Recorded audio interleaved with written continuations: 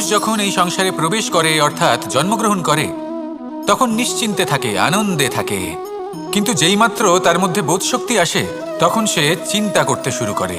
চিন্তা ভবিষ্যতের, সেই সমস্ত বিষয় নিয়ে চিন্তা করে যা ওর হাতে নেই।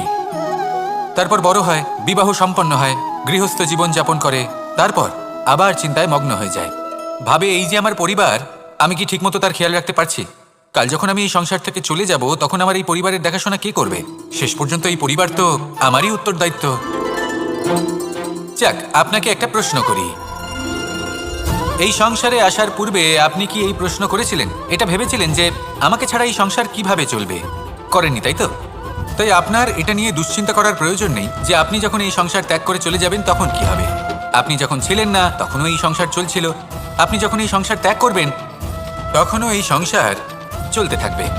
যদি কোনো বিষয়ের প্রভাব থাকে তা হলো আপনার আজকের তথা বর্তমানের কর্ম, অর্থাৎ আজ আপনি কি করছেন, কার জন্য মঙ্গল করছেন, কাকে প্রেরণা দিচ্ছেন, কাকে সাহায্য করছেন, কোন উদাহরণ প্রস্তুত করছেন। আপনি এই সংসারে যে ছবি অঙ্কন করবেন সংসার সেটাই মনে রাখবে।